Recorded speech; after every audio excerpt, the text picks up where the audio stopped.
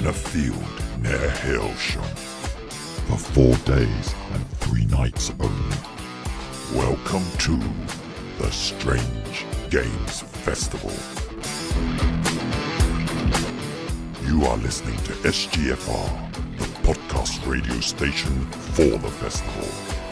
Now broadcasting our shameless promotion, featuring a nearly useless tour of the Strange Games Library.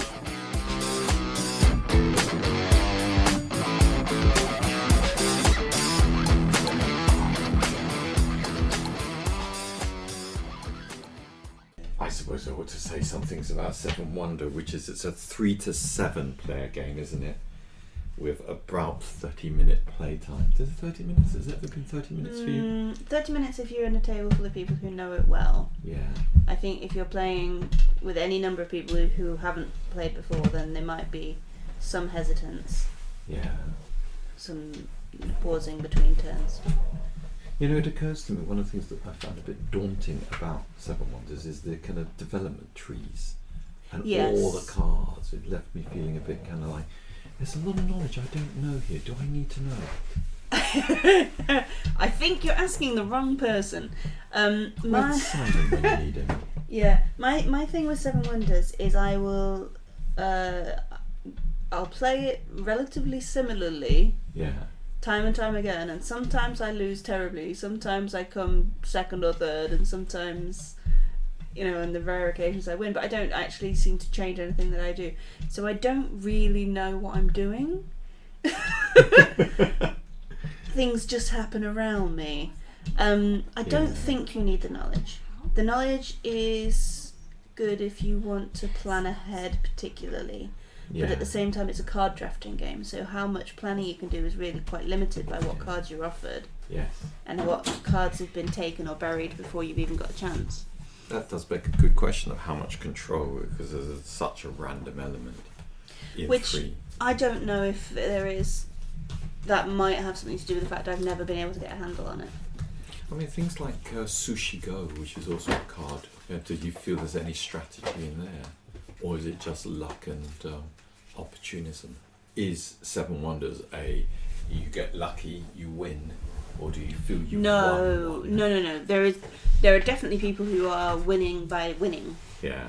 It's not that it's a lucky thing. I think Sushi Go is a little bit more luck based. There are definitely people who plan for what they want, go for what they want, and then they've won, and there's not much you can do about it. Yeah. I'm just not one of them.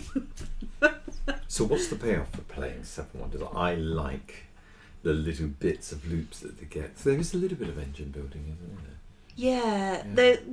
So that's what you were talking about, the trees, is when you've got a building that chains onto another one, you've built something that allows you to build the next stage of it for free. That's always a nice little thing. And it's nice when you get to the end of a round and you check your military and you discover that you've given your neighbour a bit of a poke in the ribs. That's always fun. As you sit there next to Name No Names you and people start to get really kind of aggressive. Yeah, suddenly they're accruing all those sticks. Yes. What's the structure then for these? Because there's 3 ages, aren't there? Yeah. And there's guilds which give you potential extra points only appear in the third age. Yeah, so your first round is quite often building up resources that you can use to do more important things later on. Yeah. And your big bucks tend to come in the last round. But there are ways to get points along the way, so the military things and the points that you accrue while you're building your wonder. I've not seen anyone win Seven Wonders on military.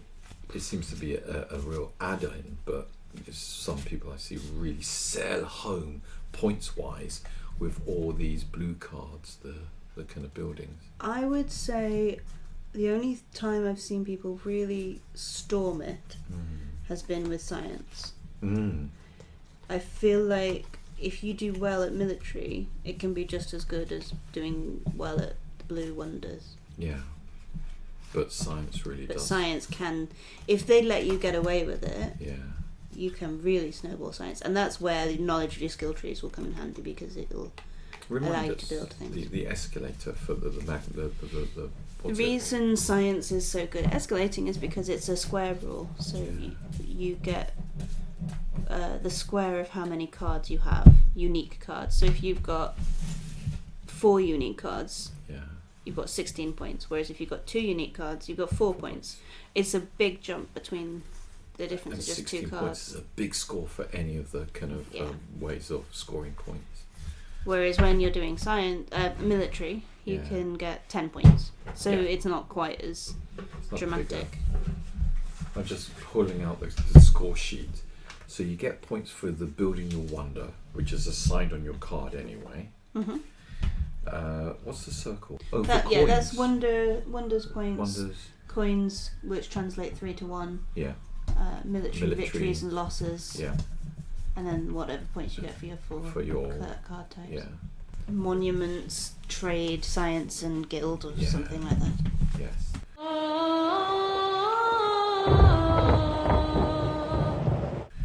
How important is the whole thing about passing cards in different ways? So a lot of times when we do talk about these games that we've been going through, we say things like, well, you can just look at what you're doing, or you can look around if you want. Yeah. This is one of those games where you really should be looking around, and you should be thinking, I don't want to pass them that card. Yeah. And if you're going to build a wonder, for example, you might want to take a card that somebody really wants and hide it away under your wonder, rather than risking it going to them. Yeah, buried deep underneath your pyramid or whatever. So yeah, the drafting mechanic is not just about getting the card you want, but very much denying your neighbours what they want. It's very player dependent. So you take out huge numbers of cards depending on how many players you have. Oh, okay, let's have a look at that. Because it's 3 and you to take 7. out a certain number of guilds in any case.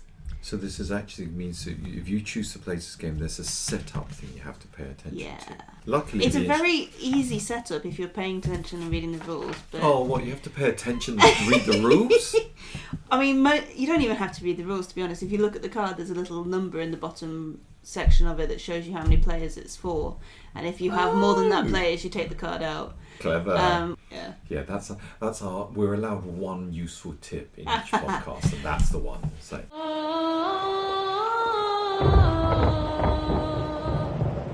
I could admit I played this game a reasonable number of times, and it plays very differently each time. It really depends what your neighbours start doing. Yeah, and also there is a little random element about the Yeah, wonder that you have. And you might start thinking, well, I'm really going to go for science, but somebody across the table is mopping up all your science cards before you get a chance, and you've got to completely pivot to a new plan. Yeah, my recommendation is you go military and you thump them. You're such a pacifist. These wonders, what have we got? Because they're from ancient, are there 7? From Yes. the classic wonders of the world. Yes. The Great Pyramids, Olympia, presumably the Hanging Gardens of Babylon, Alexandria, the Monument of Alexandria. The lighthouse. The lighthouse. What's that one called? The one I've handed you. It's Halicarnassus, but I can't remember what the wonder is. Yeah. It looks like a Colossus of building. Rhodes. Is it a library of Halicarnassus, maybe? I don't know. And then To pronounce that. Ephesus. Ephesus. Do you want to do the story? I'll tell the story. Yeah, So you want tell to us a story. Well, I'll tell you the strap line, which is, all good things of this earth flow into the city. Pericles. Okay. A pair of other things as well, but Pericles. Cheap jokes are the best. You are a leader of one of the 7 greatest cities in antiquity. Develop your city by increasing your scientific discoveries or military conquests, commercial agreements, and prestigious structures to lead your civilization to glory. All the while, keep an eye on your neighbour's progress, since they share similar ambitions. Will your wonder transcend the millennia to come? It does feel like an epic game. Yeah, It's got very nice quality components. All the cards are metallic, shiny. they are. The pieces are nice and chunky. Yeah, and the instruction books are big and detailed and well thought out. Largish box. If you squash 2 heads together, you'd be able to see the ears either side of them. and it has a montage, which you'll never ever see in real life, of those 7 wonders arrayed as a kind of fantasy landscape.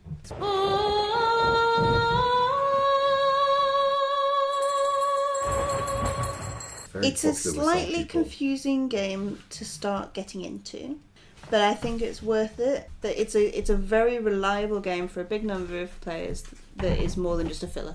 It's fairly simple. It's 3 rounds. Each round has 6 turns, during which you all play simultaneously. A turn is comprised of 3 stages, the rule of 3.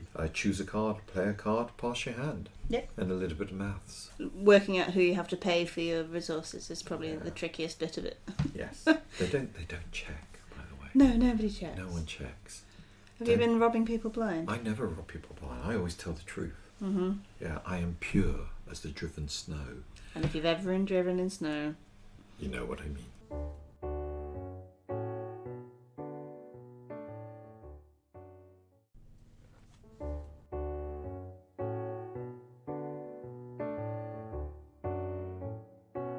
You've been listening to SGFR, the podcast radio channel for the Strange Games Festival. Your hosts have been Laura, Craig, and Andy.